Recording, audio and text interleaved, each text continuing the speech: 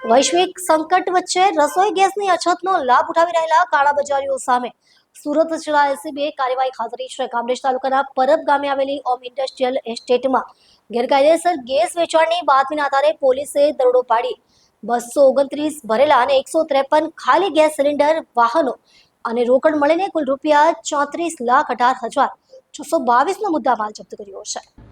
તપાસમાં પ્રકાશમાં આવ્યું કે આ ગેસ મહારાષ્ટ્રના પાલઘરથી લાવવામાં આવ્યો હતો, જે અધિકૃત રીતે પરબ, વેલંજા અને અંકલેશ્વરના ગ્રાહકોને પૂરો પાડવાનો હતો. જોકે રામદેવ ગેસ એજન્સીના દેવાલાલ કલાલ અને તેના શેઠ કનૈયાલાલ ભવરલાલ કલાલે આ જથ્થો ડાયવર્ટ કરી 900 થી 1000નો સિલિન્ડર 2,350 રૂપિયામાં વેચ્યો. પોલીસે ઘટના સ્થળેથી 8 શખ્સોની ધરપકડ કરી છે. મુખ્ય આરોપી કનૈયાલાલ ફરાર છે, જેને વોન્ટેડ જાહેર કરાયો છે. તમામ આરોપીઓ વિરુદ્ધ કામરેજ પોલીસમાં ગુનો નોંધાઈ કાયદેસરની કાર્યવાહી હાથ ધરવામાં આવી છે.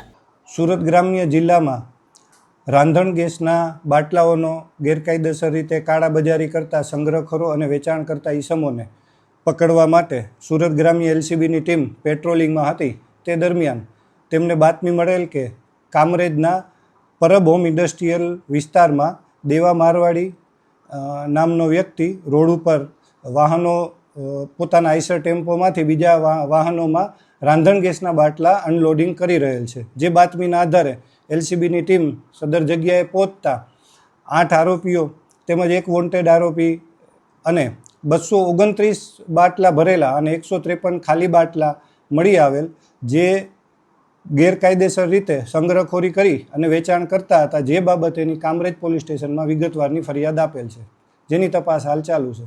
સાહેબ, આ બાટલા ક્યાંથી લાવવામાં આવ્યા હતા અને ક્યાં સપ્લાય કરવાના હતા?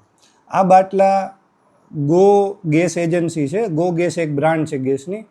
તે મહારાષ્ટ્રમાં નાગપુર પાસેથી આવતા હતા અને અલગ અલગ માણસોને ગેરકાયદેસર રીતે આપવાની પ્રવૃત્તિ ચાલુ હતી. આજે ધરપકડ જે કરાઈ છે